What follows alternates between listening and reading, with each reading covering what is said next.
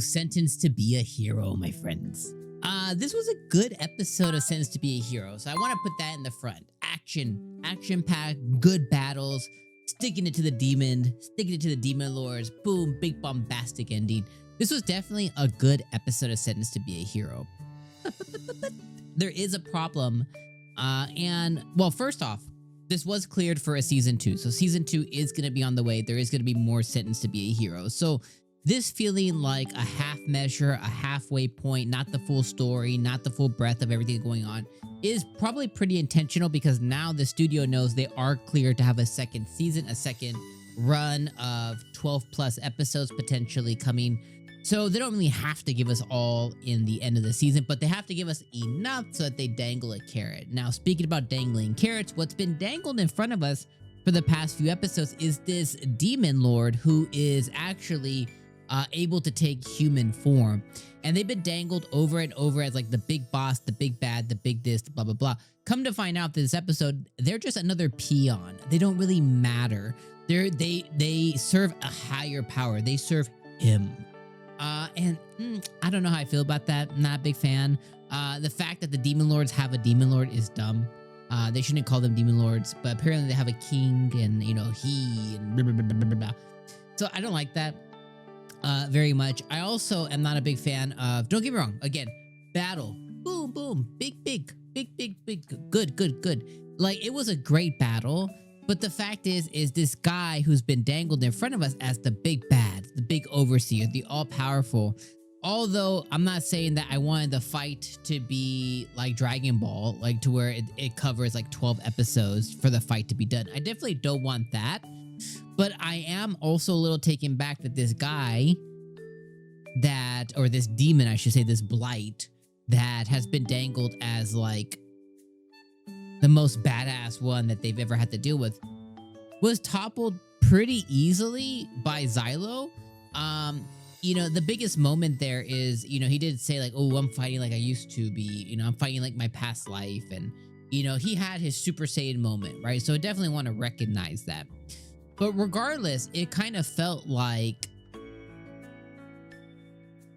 I don't even know how you say it. The big bad that we thought the whole entire time, or at least I know I did, maybe you didn't, but I know I did, was suddenly demoted from being the big bad, the big villain, all the way down to just being another kind of powerful blight that could take human form. And 𝐜𝐿 toppled him single-handedly. So I was a little disappointed at that, you know.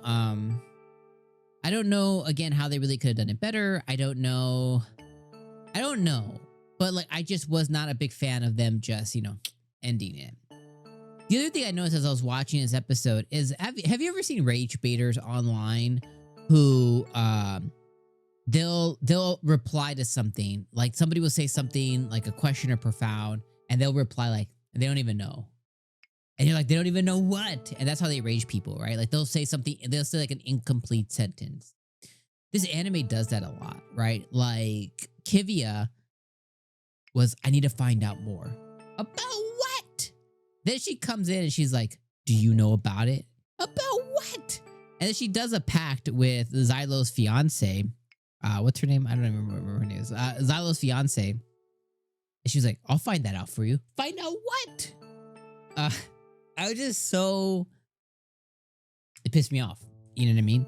And this show does that a lot to where it's like, it's tried to be mysterious in a way, but it has like incomplete sentences. Like, I'm just getting, like, am I just getting rage baited right now by this dumb show? And I feel like that happens quite a bit. Also, as I was watching these big bombastic fights, right? Like, we had 𝐜𝐿. We had Jace with his dragons. We had the new guy, Rhino, whatever, right, with his ballista. One of the things that the show doesn't cover is, you know, Rhino makes sense to me. He has this big set of armor and he has a certain power set. So it kind of makes sense to me. They don't really explain it, but it makes sense to me. The other guy, what's his name? Jace, the dragon guy. Makes sense. He has a certain ability to communicate with animals, with dragons. That makes sense to me, right? He's not all powerful, but his dragons are. He's able to control them. That makes sense to me. The show doesn't really cover, though. It doesn't go into great detail. Like Tatsuya or like our main character, Zylo. What are his powers specifically? Where do his powers derive from? How do people gain power? What's the scale? What's the measurement? Is it chi? Is it magic? Is it just pure magic? Right? We know demons and demon blight, but where do the humans' power come from? He could charge up his body. He could charge up weapons. Where does that come from? Does anybody else have that power? You would assume if not, that's pretty effing rare. Kivi doesn't seem to have that power, but she does have power with the sword. So does she have is she a magic swordswoman? The show never really talks about that. I kind of got annoyed by that too. I was like, as I'm seeing Zylo zip and you know, like the Flash, he's zipping around everywhere, explosion. Where does that come from? Where is his power derived from? At 12, are they given a skill by God? We don't really know. Maybe I missed it. Maybe I wasn't paying attention. Maybe I was watching an episode blind. Fill me in the comments below. Regardless, we have one episode left. They'll probably dangle the bigger bad next week, I guess. And we'll see what comes of that. But yeah, the episode, bombastic, good fights, great animation. Substance, I don't know. Also, the two people who were hired with the demon guy, I did enjoy that part because they got one up on both of them, right? One guy got out ballista, the girl with the, I don't know, Wolverine type stuff.